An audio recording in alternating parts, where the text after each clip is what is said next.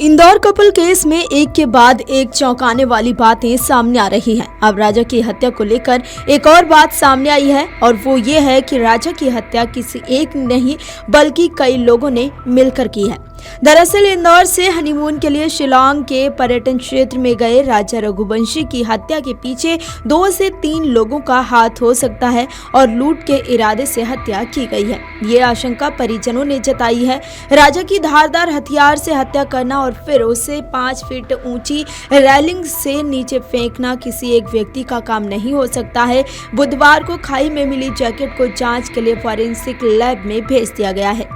सोनम के भाई ने लाल और काले रंग की इस जैकेट का सोनम के होने से इनकार कर दिया है, लेकिन पुलिस जांच के जरिए ये पता लगाना चाहती है कि जैकेट का इस केस से तो कोई संबंध नहीं है। पुलिस ये भी कयास लगा रही है कि हो सकता है कि जैकेट राजा की हत्या करने वाले बदमाशों की हो। अधिक कोहरा होने के कारण बुधवार दोपहर को खोज रोक दी गई थी।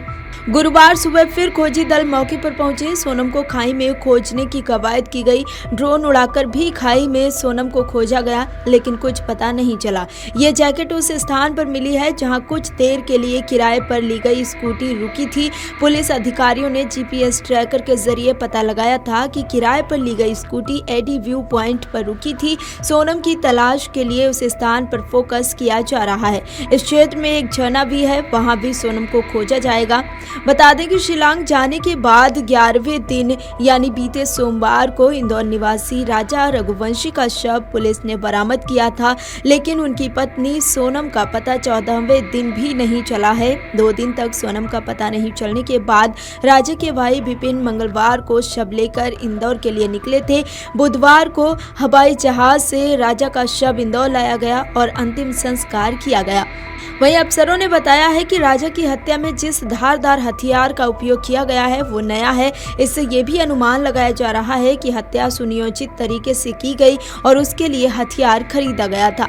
हत्या के बाद राजा का शव खाई में फेंका गया है। पुलिस ने शव मिलने वाले स्थान से आसपास खोजबीन की। वहां राजा का मोबाइल भी मिल गया है, लेकिन 2 अन्य मोबाइल सोनम के पास थे, वो अब तक नहीं मिले हैं। शिलांग एसपी विवेक सिंह ने बताया कि शिलांग में हनीमून मनाने गए राजा रघुवंशी और उनकी पत्नी सोनम 23 मई को लापता हो गए थे।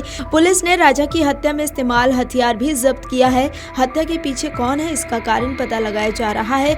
स्थानीय लोगों से पूछताछ की जा रही है। जिस जगह पर जैकेट मिली है उसके आसपास खोज तेज की गई है। फिलहाल परिजन जैकेट के बारे में पुष्टि नहीं कर रहे हैं, लेकिन प्रशासन ने सबूत के तौर पर जैकेट को फॉरेंसिक जांच के लिए भेज दिया है, क्योंकि राजा के शव के पास भी एक सफेद टी-शर्ट मिली थी। Video desk amarujala.com।